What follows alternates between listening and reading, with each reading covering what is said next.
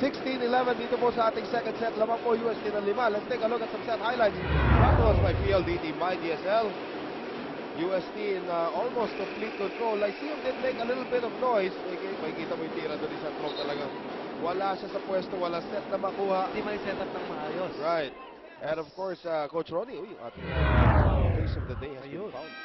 Micaela Castillo, she is 15 years old from Quezon City with the retainers. Ang pangalan ng aking second daughter, Micaela, who is celebrating her birthday. Oh, happy today. birthday, Micaela. Happy birthday. And, later on, we'll have dinner. Yan. Walang Or banana, midnight walang snack. banana cue. Walang banana Dinner cue. or midnight snack, whatever comes first. Baka magalit. Ganun ba? Dropping it in is Joy Cases. 16-12. Lyceum down by 4. For all the lackluster performance at Lyceum, apat lang lamang na UST. And this is the barrier that they have to overcome, this 4-point barrier that they cannot seem to get past. Carolino, di makulangan. Oh, miscommunication there. Dintin Santiago seeing action for the first time. Was not prepared for that quick set. Kalaking bata. 6'1", 16 years old. 16 years old ka, ano height mo? Ito na yun. 5'1". Mariosep. Pagcor Sports is a proud partner of the Shakey's V-League. Maizo has to scurry after this one. And the free ball given up by Santiago. And Artates is turned back at the net by Tabaquero. Excellent anticipation by Tabaquero. And Santiago needs to come out here playing well for UST. They need her to play good defense at the net. They need her to be more confident and be more active the way the Tigresses have come out here this afternoon. Tabaquero with a rare service error. Sabay labas dila. Expression lang yun. Expression. 17-14. Saibigay Artates. Di makulangan. Maizo turned back there by Santrong. One more time around for the captain of UST. Well, she had an additional 1 or 2 inches in that second vertical jump. Kitang-kita natin as UST now posting another 4-point advantage over the Pirates. Santrong really tried hard to play better defense at the net. But Maizo got 2 chances and she buried the last one. Alam mo, minsan ka lang makahanap ng taong ganon. Yung pangalawang lundag mas mataas sa una. Corato tries to keep it alive and she does. May mga gifted talaga no? Born trip Santrong. Dug up by Tabaquero. UST will give up the free ball. Tabafunda in the air for Santrong. Dug up again by Tabaquero. Di makulangan attacking. Tabaquero's poor defense, excellent. Di makulangan with that huge decision that went in favor of the Tigresses.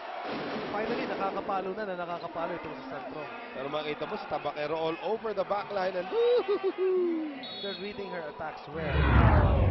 Probably they saw the tape of that game number 1 kung saan pinwesto ni Santrong yung kanyang mga atake. Nice serve there by Aiza Maizo. Santrong puts it on the head of Di Makulangan. Napiso.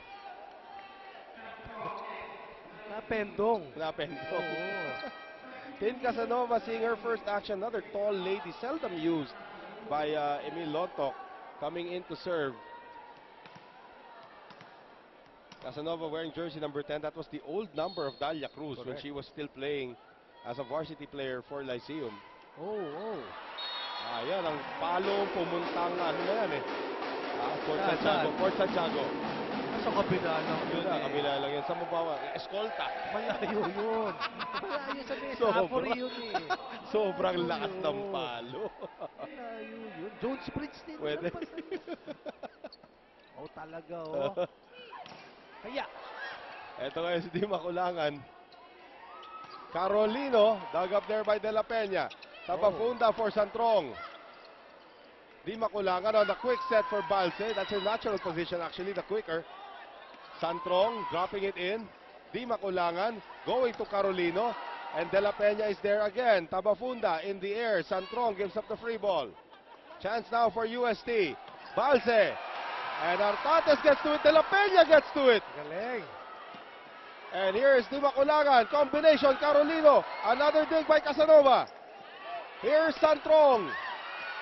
Balse keeps this long rally alive. Carolino. Casanova. Santrong. Still alive. Santrong. Di makulangan. Carolino, sabi niya, tama na. At pupulikatin niya si Carolino. But she has done an extremely efficient job here. Mas inisipagan na ng defenders ng Lyceum at ang mga veterano ng UST. AK here in match number 2. 21-15 na tayo dito. UST now up to a 6-point lead. Lyceum had it down to 3 at one point. Santiago. De La Peña with a bad reception and it goes to Benjamin Mape. Anytime you're serving downwards, you have to be a tall player. Oo. It's a very rare case of a player. Parang jabbing yung binabato nila. Exactly. Tumilon ng Tinsuto. Yung ba naman, big pass lang na isa-set na gano'n. Siyempre yung bola, tapos i-big passin mo, tatargetin mo lang itong antena, di mo madala. Set, ano, wala kang magawa. Short, lahat. Huwag mong banggayan, ganyan kasi ganyan. Ka lang, huwag pala, tapos lang ganyan. Huwag kang tumigahan sa bola. Iba yung resipo sa dati, iba yung pag nag-isayo mo, iba nga, layo eh. Lumulundag ka pa eh.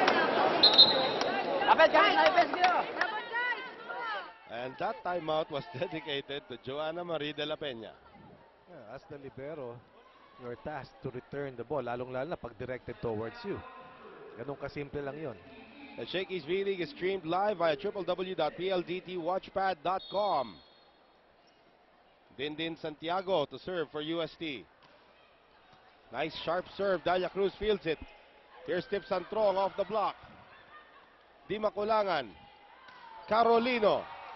Casanova on the dig. Artates gives up the free ball. Di Makulangan. Combination. Oh, out of position was Carolino. She hits the deck. Tinatayo pa ni Jenny Tabaquero. That's right. Carolino gives up the free ball. Teka muna. Pwede pala yun. That's a double touch. Live action, itatayo. Nawalan tuloy ng... Naging apat na player bigla UST. Pero yun ang show some love. Oh, of course. Show some care. Yes. UST cares. Correct. Because sharing is caring. Yes. Sabi ni Barney yan. Ganun ba yun? Yes. Napanood ko yan. Napanood mo. Ngayon si Dora na eh. Timidora. Tama. Pwede. 22-16. Oh, nice. Cases gets there. Corato does not. Ito yung mahirap na parte ng laro. 3 points away from closing out the set. On the other side, Lyceum making its move. Putting more pressure on the Tigers as Maru Balatikla Ayan na. taking action for the first time. Giving Michelle Carolino much needed. Ang dami ng fans nitong si Maruha Banatikla, the 17-year-old freshman. Ang ganda ng nilaro nito noong nakaraang conference. Nakuha ng UST yung kanilang pang-5 championship. Tabaquero gives up the free ball. Artates. Set up for Cases coming out of nowhere. Di Makulangan. Balse off the block. Casanova is there. One more time around for Joy Cases. She drops it. And it will be a point for Lyceum. 4 points away. The 4-point barrier once again stands in the way of Lyceum. And Villet Ponce de Leon is not Galing. happy. Why can't we put this one away? Pakinggan natin USD. Pagka-dedepensa ka pa rin, hindi pa pwedeng nakatayo lang tayo. Tara ha! Ang tagal na yan. Kanina pa yan nag-service yan. Isang hindi ko maayos. Tara. Dalawa yung lakas. Dalawa lang kayo spike. Hindi mo ito yung mga drop. Tara! Stop lang! Hey, Yerky! Gano'n magsalita ka? Villet Ponce de Leon, very relaxed head coach. And this is the scene here at the arena. Dilaw na Lobo. Tapos na election, may dilaw na Lobo pa rin tayo nakikita dito sa arena. Another good-sized crowd here. Oo. And the second day of the semifinals, San Sebastian closing out their series against Ateneo. San Sebastian in the finals once again. UST aiming to sustain its run in the finals once again, but they had to get past Lyceum here. Game 2 of this best-of-3 series. Well, Roger Gorayab is in attendance watching this game, scouting his possible opponent. And that attack goes wide for UST. It's been a while. UST has been in the 22-point level in the last 2 minutes at least. And now Lyceum trying to stay alive here with Portrip Santrong. Maruha Banatikla, welcome to the game. Alam mo, nakikita ko sa kanya parang si Phil Kainan. Right. Pati kung paano bumalo. Now the smile is back here. Para kay Maruha Banatikla. Maruha Banatikla. Pelikula yan ni Carmina Villaruel. Uy, remake na yun. Remake na yun. Yung Remake na original, di ko na maalala. Oo. Hop, Maru. Nakatakot yun. Gumising ka, Maruha. Yun. Okay Meron tayong film history tayo dito. Sobra ba sa cable TV? Malay ko ba sa Mainit cable? kasi sa labas. Malay ko ba sa cable mo na panood? Baka Mainit umila sa ka pa nung labas. araw doon. Oo. Bad reception by Maruha. Tama na, huwag natin pag-usapan si Maruha. Ayan, papalitan tuloy siya. But the good thing here about USC is that they built enough cushion to sustain their advantage over Lyceum, but they had to answer the Pirates' late charge here in the second set. 2 points away are the Lady Tigers. 2 points away din ang hinahabol ng Lyceum. Eto ngayon si Tabaquero, out of position for that set. Cases out of position again, and Cases goes wide. Tama yung sinabi mo, out of position. Pero she took the risk, and she paid for it. Now, USC getting that gift coming off Set that point. error. Sayang yun, ha? Oo. Set point now for UST. Ito na yung sabi mong bihira magkamali. Tignan natin ngayon. Hindi nga. Eto si Cruz, through the blockers. Dalia Cruz extending this set, 2 points away from tying this one up. Well, the blockers were there, but that was enough power generated by Dalia Cruz. 24-22, Casanova taking a rest. Guliman back in the fray para dito sa Pirates. And they need her in the front line right now. Dalia Cruz. Curato. Di Makulangan. Maizo tipping it over. Here's Cases. Oh, through Maizo that time. Nice take by Carolino. De La Peña. Tabafunda. Cases tries again. Dug up by Carolino. And Di Makulangan will be called for a lifting violation. She hesitated, no? She could have finished the point for UST. Instead, Lyceum puts more pressure here on the Tigers. Isa na lamang ang hinahabol dito ng Lyceum. Check that. The violation was overreaching. Now let's listen to Villet Ponce de Leon. Kung pagka-drop ka, hindi ka pa pwede magpataas na ganyan. Kasi nagkakaroon ng time delay yan makakapwesto sila. Maangat ka naman itulak mo ganun yung bola. Mag-isip na tayo one stop lang yan. Okay, sensitive. Matagdahan na maayos. Ha, tatlo striker mo. Hey, USC! Tiger! And Michelle Carolino also giving a piece of her mind there during the timeout. Ang maganda rin sa UST, they continually communicate with each other. Kahit dead ball, kahit na nandun live yung bola, they always want to know where they are. And that's the respect that they also render the veterans. You have Michelle Carolina and of course Mary Jane Base aiming to push UST once again to the finals. But Lyceum mounting a very good charge late here in set number 2, down by only 1, 23-24. Dalia Cruz.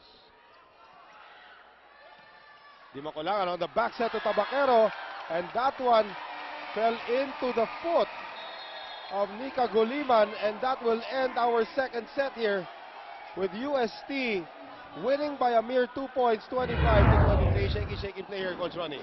Could have been a very good comeback by Lyceum. Instead, Jelly Tabaquero dousing cold water on the rally of Lyceum. She's been the biggest player today for USC, definitely. And we'll be back for the third set.